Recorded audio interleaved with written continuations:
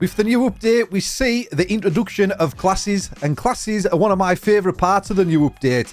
And here's why. Each and every unit inside a Clash Mini, including heroes, is now tied to a class, and some units are actually tied to more than one class, so do bear that in mind. And by placing 2 or 4 units from the same class on the battle board will give your unit a buff of some sort.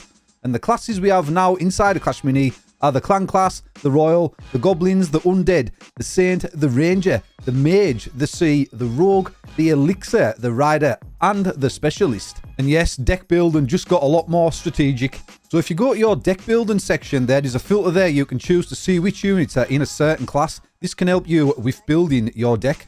So let's take a look at what buffs each class gives your units.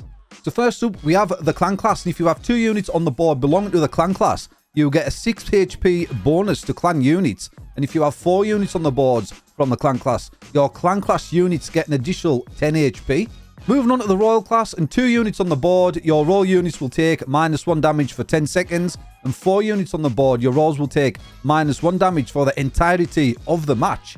And the Goblin class, and if you have 2 Goblins on the board, it gives them a 30% chance to dodge attacks. And 4 units on the board, your team gets a 30% chance to dodge attacks. Next up, we've got the Undead class, and 2 Undead units on the board will make enemy hero take an additional +1 damage. And 4 active units on the boards, if enemy hero is KO'd, enemy minis then take an additional +1 damage.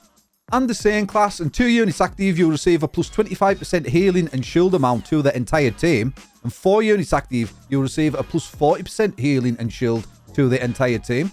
And the Ranger class, and 2 units active, your Rangers will get a 30% attack speed increase. And 4 units active, your Rangers will get a 20% attack speed increase every 5 seconds, which is stackable.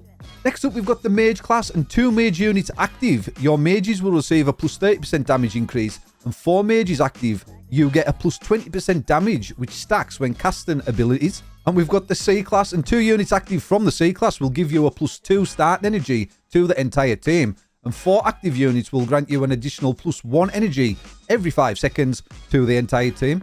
And we've got that Sneaky Rogue class, and 2 active Rogue units will give them a 30% chance to deal +1 damage. And 4 active units will give them a +2 damage if a Rogue is the last unit surviving on the battle board. Moving on to the Elixir class, and 2 active units will grant you an additional 2 Elixir per round. And 4 active units will grant you a +1 attack damage to team per 6 Elixir.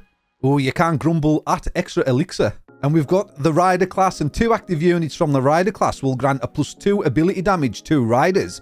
And 4 active units will grant a +30 per second attack speed for 6 seconds to Riders when casting abilities. And finally, we've got the Specialist class, and 2 active units will shed all negative effects to Specialist units every 6 seconds. And 4 active units will shed all negative effects every 4 seconds to your entire team. So now you can see why deck building just got a whole lot more strategic. So jumping into a match, you can see on the left hand side your active classes and your opponent's active classes, so be sure to keep an eye on these during the course of battle. And yes, you can have multiple classes activated at the same time, so be sure to keep this in mind when building your decks.